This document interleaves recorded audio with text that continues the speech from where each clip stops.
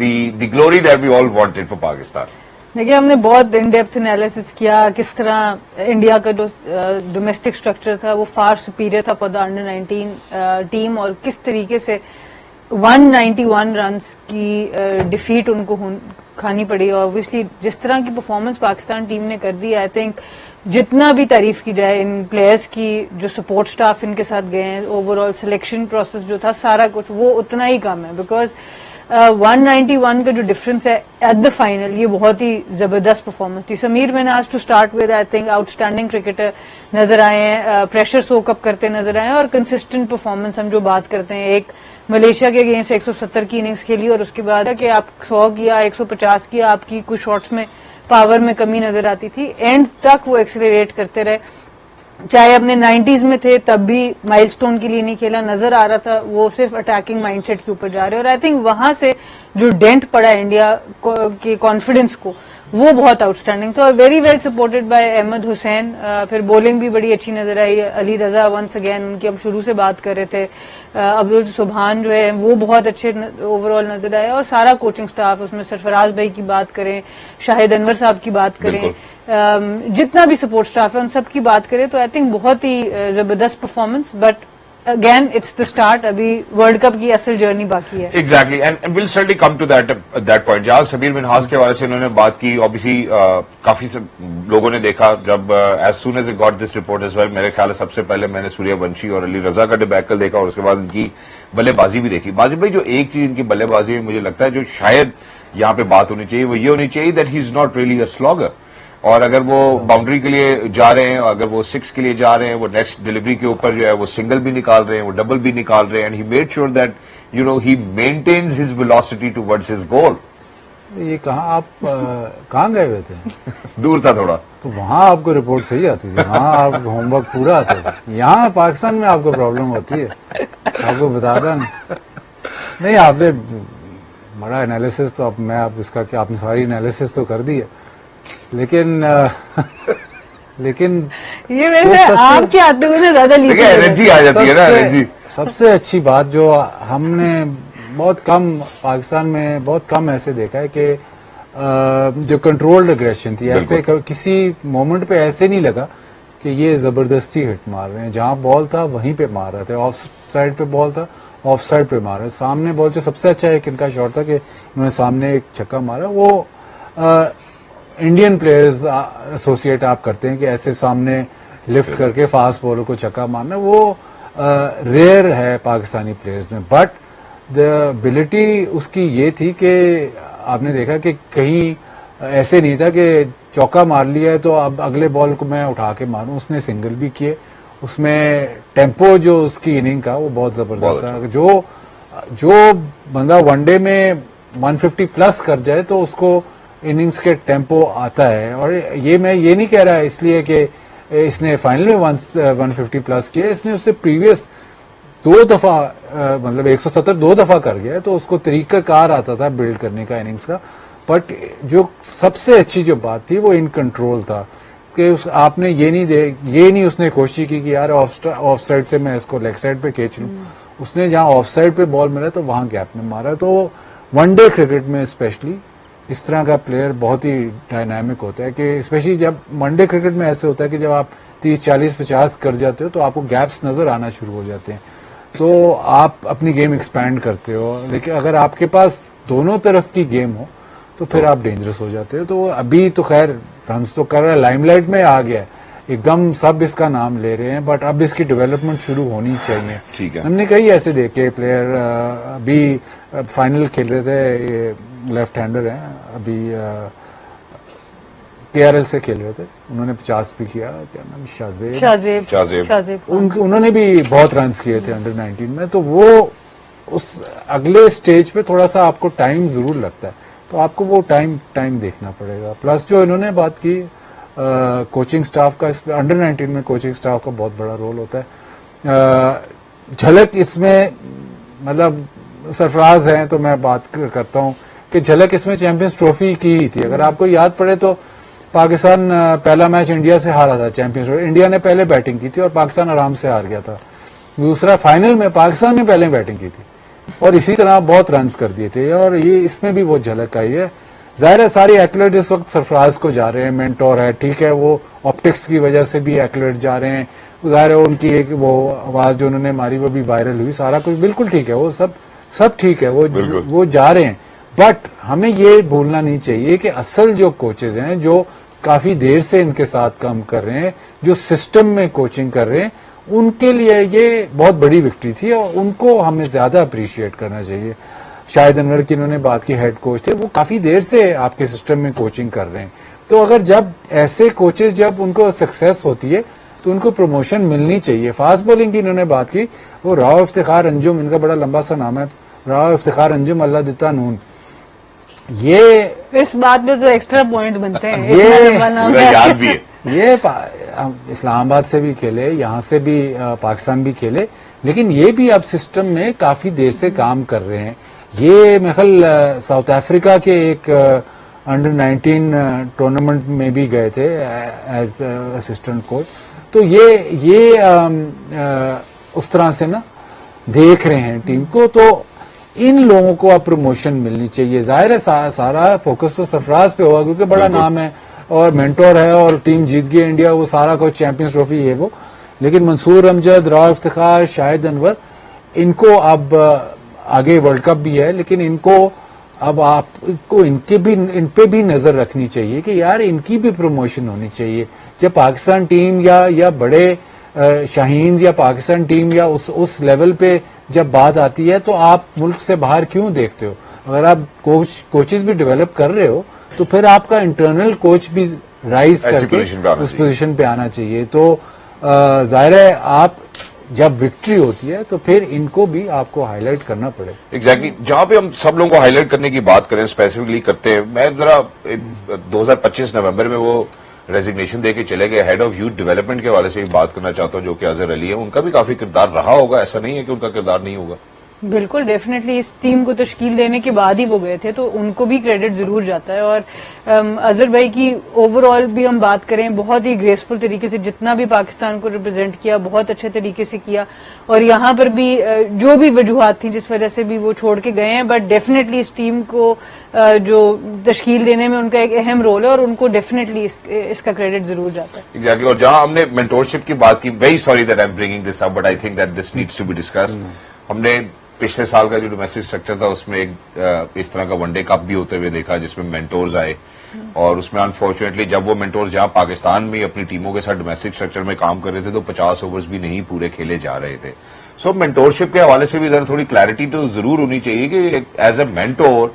नहीं, मेंटोरशिप मैं तो इसमें मानता नहीं हूँ। प्लस मेंटोर आप मैडम सुना इस वजह से आप देखिए अंडर 19 राहुल द्रविड़ इंडिया के कोच रहे थे, तो जब इतना बड़ा प्लेयर उस लेवल पे जाके कोचिंग करता है, खुद गए थे या लेके गए थे, वो हमारा हेडेक नहीं है, लेकिन उस लेवल पे अंडर 19 एज ग्रुप क्रिकेट में आपको बड़े जो प्लेयर्स आते हैं या बड़े जो नाम होते हैं वो बहुत इंस्पिरेशन मैटर करते हैं, इंस्पिरेशन करते हैं। जब आप उनकी क्लोजनेस होती है कि मैं वसीम अकरम के साथ बैठा हूं, तो उससे बहुत एक बहुत वो फायदा होता है, एक बहुत कॉन्फिडेंस रेज होता है, प्लस अप्रोचेबल हो जाते हैं वो। और जो यंग प्लेयर होता है, थोड़ा अगर वो नर्वस होता है या थोड़ा रिजर्व्ड होता है या वो अपने आप वो उनसे अगर वो 3, 4, 5, 6, 7 दिन साथ बैठे हुए हैं तो वो उससे सवाल भी कर लेगा,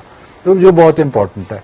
लेकिन उसके बाद अगर आप अपनी फर्स्ट क्लास टीम में या उस लेवल पे अगर आप मेंटोर रखते हो तो उसका मकसद नहीं है, समझ नहीं आता। उसका फिर ये है कि अगर आप फर्स्ट क्लास टीम में फिर आप उसको हेड कोच बनाओ तो सारा साल उनके साथ काम करे। अगर इतना है तो हेड कोच बनाओ, जैसे तरह राहुल द्रविड़ अंडर 19 का हेड कोच था, मेंटोर नहीं था। वो आप उसका हेड कोच उनका बनाओ, वो सारा साल उनको कोचिंग करे, उनके साथ रहे, उनके साथ काम करे, प्लेयर डेवलप करे। That is the way. इसी तरह जो फ्रेंचाइज क्रिकेट में मेंटोर का भी वो एक अट्रैक्शन होती है, वो आईबॉल्स के लिए होता है। वेव रिचर्ड आता है, उसने प्लेयर तो नहीं ठीक करने, वो तो एक बैठे डगआउट में, बैठे डगआउट पे एक लीग का जरा नाम चलता है, एक थोड़ी सी अट्रैक्शन होती है लोगों की, तो वो सिस्टम है मेंटोर का। फर्स्ट क्लास क्रिकेट में, फर्स्ट क्लास टीमों में मेंटोर की जरूरत। वो एक ये पेचीदा मोड़ है हमारे लिए, और मैं ये चाहता हूं कि बगैर किसी वक्त को जाया किए हुए मैं बाजू भाई को मौका दूं कि वो अपने डिफेंस में जो कहना चाहते हैं कह दें। डिफेंस मतलब डिफेंस मतलब जो डिसएग्रीमेंट है उसके डिफेंस में। डिसएग्रीमेंट तो कोई नहीं है, वो शायद वो ये समझिए कि मैं कह रहा हूं कि ये मेंटोर्स को डायरेक्ट हेड कोच, मैंने ये तो नहीं कहा, मैंने कहा वो सारा साल काम करें। अगर जैसे राहुल एज द्रविड़, मेंटोर्स भी, अगर जैसे राहुल द्रविड़ सिस्टम में आए हैं तो वो एज कोच बन के आए ना, जी। तो ये अगर बड़े प्लेयर्स अगर आना चाहते हैं, इनको आप कोचेस लेके आओ। बड़ा प्लेयर जो है वो कोचिंग प्रोग्राम करे और कोचिंग करे, उससे ज्यादा फायदा है बनिस्बत के आप इनको मेंटोरशिप दे दो कि जी आप मेंटोर जो है वो सारे जो कोचिंग स्टाफ है वो भी वो बना रहा है, सारा कुछ वो बना रहा है, तो वो जो एक्चुअली जो हेड कोच वगैरह जो काम कर रहे हैं उसके ऊपर आपने बंदा बैठा दिया, तो आपका जो हायरार्की है वो खराब हो गई है। इन्होंने मेंटोर की बात की कि जी मेंटोर्स, इन्होंने शायद मैथ्यू हेडन को मेंशन किया। देखिए मैं ये पहले ही बात कर चुका हूँ, पाकिस्तान में एक ये बहुत बड़ा मसला है। इंग्लैंड में या कोई दुनिया में ना कोई बैटर है या बॉलर है उसको प्रॉब्लम हो रही होती है या एनी केस, वो उसका अपना जिसपे वो ट्रस्ट करता है ना, कोच हो या उसका उस्ताद हो या कोई भी बंदा, वो उसके पास चला जाता है। True. बहुत साल जब इंग्लैंड नंबर 1 बन गई थी टेस्ट टीम, तब बहुत सारे प्लेयर्स ग्रैहम गूच के पास जाते थे। हालांकि ग्रैहम गूच ईसीबी का हिस्सा नहीं था, वो उनके कोचिंग स्टाफ का भी हिस्सा नहीं था, वो अलहदा जाते थे उसके पास, वो कोई माइंड नहीं करता था। इसी तरह बहुत सारे प्लेयर्स होते हैं जो अपने पुराने क्लब के कोच के पास चले जाते हैं, उनसे जाके बात करते हैं, तो बेसिकली वो उनके पर्सनल मेंटोर्स होते हैं। पाकिस्तान में ये मसला है कि अगर मैं या आप अपने एक टीम में खेलते हैं, हमारी सना मीर कोच है, हेड कोच है, हम कहते हैं कि नहीं यार हमने उस्ताद बिल्ले के पास जाना है, वो हमें बताएगा, हम उसके पास जब चले जाते हैं तो यहाँ पे लड़ाई फूट हो जाती है। True. वो कहते हैं जी मेरी अथॉरिटी है, तो ये तो इसलिए हर प्लेयर का या हर मोस्ट 90% प्लेयर्स का एक आधा कोई बंदा होता है या कोई जो बेसिक इंसान सेट होता करता है है, शुरू से, उस्ताद बेसिक होता से उस्ताद होता है जिसको वो ट्रस्ट करते हैं, जिसपे जाके बात करते हैं या बैठते हैं या उसके साथ वो कंफर्टेबल होते हैं। पाकिस्तान में ये डिस्करेज किया जाता है। पाकिस्तान में अगर आप ग्रुप के बाहर किसी के पास जाओ तो वो एक इशू खड़ा हो जाता है, तो ये प्रॉब्लम है पाकिस्तान में। तो ये मेंटोरशिप की जो बात है, मेंटोरशिप आपकी अपनी अलहदा हो सकती है, वन साइज फिट्स ऑल वाला मेंटोर नहीं हो सकता, पॉसिबल नहीं है। वो एक थोड़े 5-10 मिनट 4-5 दिन के लिए आ जाए आपसे, वैसे इंस्पिरेशनल कोई बातें, लेकिन फर्स्ट क्लास क्रिकेट में 6 महीने की सीजन में मेंटोर रखना को जवाज नहीं देता। इसका एक रेफरेंस पॉइंट भी मिलता है, मैं I am forgetting a name, certainly मेरे ख्याल है इंडिया के अभी लेटली ओपनर आए हैं, वो युवराज सिंह के पास जाते हैं, बार बार विजिट भी करते हैं उनको, बड़े ताबड़तोड़, अभिषेक शर्मा की बात कर रहा हूं मैं, और उसको अच्छा लिया जाता है, और कभी ऐसा नहीं हुआ कि उसके बारे में प्रोपगेट किया जाए या प्रोपेगेंडा बनता हो कि यार ये कोचिंग स्टाफ को छोड़ के जो है वो युवराज के पास चला जाता है और वहां जाके ये सीख के आता है। I think that's a very valid point. सबसे 2-3 मरकजी सवाल है इसमें, क्या जो मेंटोर्स है वो कोचिंग रोल्स में आना चाहते हैं? मेरे ख्याल ये भी पाकिस्तान में सबसे बड़ा सवाल ये निशान है। दूसरा ये कि क्या हम इतने लिबरल हो चुके हैं जहां पे प्लेयर को अलाउ करें to go back to that one particular person जिसके साथ वो कंफर्टेबल भी है, वो उसके बेसिक्स भी सेट करता है, and he probably trust him more as well, क्योंकि बड़ा कट थ्रोट कॉम्पिटिशन है। और तीसरा जो इन्होंने बात की कि यार यहाँ पे तो इस किस्म के हायरार्की के खिलाफ जाना वाकई डिस्करेज किया जाता है, और ये सिर्फ पाकिस्तान क्रिकेट बोर्ड का अलमिया नहीं है, ये काफी सारी और जगहों का भी अलमिया है। देखिए ये तो है, हम लोग हर चीज को इंटरफेरेंस समझना शुरू कर देते हैं, एकदम से इनसिक्योरिटीज आ जाती हैं कि उससे क्यों पूछ रहे हो, हमसे क्यों नहीं पूछ रहे। मैं इसी वजह से ये बात कर रही हूँ कि मेंटोर हमारे सिस्टम में अगर सही तरीके से रोल डिफाइन हो कि हेड कोच का क्या रोल है और मेंटोर का क्या रोल है, और आई थिंक इस टीम में वो बहुत जबरदस्त डिफाइन था, अंडर 19 टीम में वो बहुत जबरदस्त डिफाइन था, जिसकी वजह से एक सिनर्जी उनके नजदीक नजर आई। कॉम्प्लेक्स क्यों है हमारा सिस्टम? क्योंकि अच्छी तरीके से टीम पाकिस्तान में तब चलती है, जो मेरा अपना एक्सपीरियंस रहा है 8 साल जो कप्तानी की है, कि जिस वक्त सिलेक्शन में कैप्टन और कोच दोनों प्रॉपर भरपूर तरीके से इन्वॉल्व हों तो आपकी ये टीम ज्यादा बेहतर चलती है। मेरा जाती ख्याल ये है। उसमें जो कॉम्प्लेक्सिटी आ जाती है कि प्लेयर्स समटाइम्स अपने दिल की बात करते हुए कोच से घबराते हैं कि अगर हमने अपना फियर वाजे कर दिया, हमने अगर अपना तो कोई उसका outcome डाउट पता नहीं कर क्या दिया होगा। तो मे भी हमें टीम से बाहर बिठा दें या ना बिठा दें। तो मेंटोर एक ऐसा न्यूट्रल इंसान हो सकता है जहां पे आप जाके दिल की बात कर दें, बट वो बात जरूरी नहीं है कि मैनेजमेंट तक पहुंचे, वो वहीं पर हैंडल हो जाए रादर देन कि उसका इफेक्ट डायरेक्ट आपकी सिलेक्शन पे पड़े।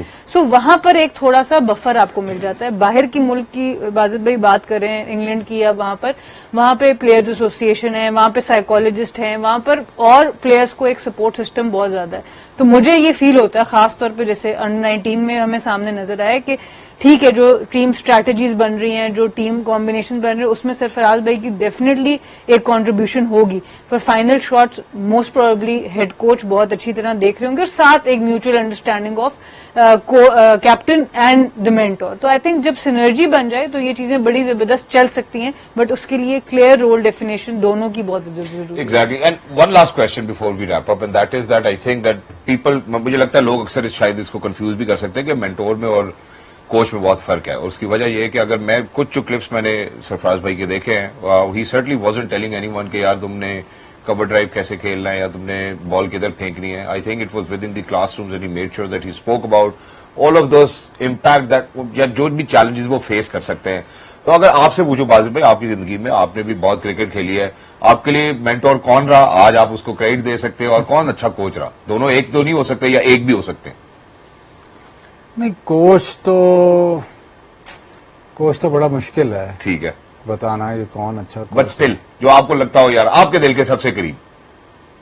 देखिए, जब हम ए टीम या वो ए टीम से खेलते थे तो हालांकि प्लेयर्स हमारे काफी मेच्योर प्लेयर्स भी थे, मिसबा कैप्टन होता था, बट उसमें आकिब भाई हमारे कोच थे। एज इन वो टेक्निकल साइड नहीं एक्सप्लेन करते थे, बट उनका जो सबसे अच्छी जो उनकी बात थी कि वो एक प्लेयर्स को कॉन्फिडेंस और ड्रेसिंग रूम में जो माहौल क्रिएट करते थे ऑफ मतलब प्रेशर रिलीज करने वाला माहौल, वो उनकी कैपेबिलिटी बहुत बहुत जबरदस्त थी। मेंटोर तो नहीं कहूंगा, लेकिन हमारे स्कूल में जिन्होंने मेरी क्रिकेट डेवलप की, या काफी सारे, एक ब्रांच से मेरे ख्याल 3 प्लेयर्स निकले थे। बिलाल असद थे जो पाकिस्तान के स्क्वाड में भी आए, फात खान थे जो पाकिस्तान में 19 खेले, और मैं था। वो एक ही यहाँ बीकन हाउस के ब्रांच से आए थे। वो शहरियार साहब के बेटे थे, उमर अली खान नाम था। उन्होंने जो इनिशियल फॉर्मिंग ईयर्स थे उसमें उन्होंने हमें बहुत क्रिकेट खिलाई, और उस तरह उन्होंने बहुत सारे, जो अभी भी मैं जिन लड़कों से मिलता हूँ जो नहीं भी खेले, वो कहते हैं हमारी इनिशियल जो जिंदगी में उन्होंने जो इतनी जो कंट्रीब्यूट किया, वो तो शायद वो बहुत बड़ा इन्फ्लुएंस था मेरी जिंदगी में। कोचिंग के लिहाज से काफी लोगों से मैंने, बहुत सारे लोगों से मैंने पूछा, लेकिन शायद मेरे मसले ही इतने ज्यादा थे कि वो हल ना हो सके। That's he being honest to the gut. Well, I would certainly want you to share yours as well. देखिए, मेरी तो इनिशियल कोई एकेडमी या क्लब तो क्रिकेट खेली नहीं, स्ट्रीट क्रिकेट खेली। तो मैं अपने भाई का नाम तो लाजमी लूंगी, हमायूं मीर जो है मेरा भाई, उसने स्लेजिंग हो या और के मसले मसाइल हो, प्रॉपर एक्सपीरियंस से मुझे वो बहुत कुछ सिखाया, और बाकी भी टैक्टिक्स और स्ट्रैटेजी के ऊपर बहुत काम किया। उसके बाद मोहतशिम रशीद का नाम मैं जरूर लूंगी, बड़ा जबरदस्त उनके साथ टाइम गुजरा। कबीर खान बहुत थोड़े अरसे के लिए आए, पर उनका एक रोल था, और मार्क कोल्स। आई थिंक ये तीनों का रोल बहुत ज्यादा था। और अगर मैं मेंटोर की बात करूं, उसमें मेरे वालिद डेफिनेटली लॉट ऑफ थिंग्स उनकी वजह से मैंने सीखी हैं। और फिर शाबानो आलियानी, उनका क्रिकेट से ताल्लुक नहीं था, but the mental side of things, जो मैं मेंटोरशिप की बात करती हूँ, उनका बहुत ज्यादा रोल था मेरी लाइफ में। I think that's beautiful. Thank you so much, Madam Sana, for being with us. Thank you so much, Mr. Bazik Khan, for being with us. Lovely to be in conversation with you. और जितने भी लोग जो देख रहे हैं, मेरे ख्याल है यहाँ हमारे प्रोग्राम में आज काफी तज़किरा हुआ है कंसिस्टेंसी का, कॉन्टिन्यूटी का, परसिवेरेंस का, and the dedication and passion. अब आपसे इस साल मैं नहीं मिलूंगा, अब अगले साल मिलूंगा इंशाल्लाह। आज नहीं मिलना है, आपसे अगले साल मुलाकात होगी, आप सबसे मुलाकात होगी। वो जाने से पहले मैं चंद चीजें आपके सामने रखना चाहता हूँ। पाकिस्तान टीम की जो 2025 के अंदर जो परफॉर्मेंसेज रही हैं towards the year end, I think they have been commendable. अगर हम टेस्ट की बात करते हैं, ऑब्वियसली वो हमने ड्रॉ किया, हम वनडेज की बात करें, हम T20 इंटरनेशनल्स की बात करें, जिन टीमों ने आगे पाकिस्तान में खेला, पाकिस्तान के खिलाफ खेला, पाकिस्तान ने बड़ी अच्छी कारकर्दगी उन सब के खिलाफ दिखाई। अंडर 19 का रिजल्ट भी हमारे सामने है। आई थिंक ये जो कंटिन्यूटी मिली है पाकिस्तान क्रिकेट बोर्ड को in the name of the chairman mister Mohsin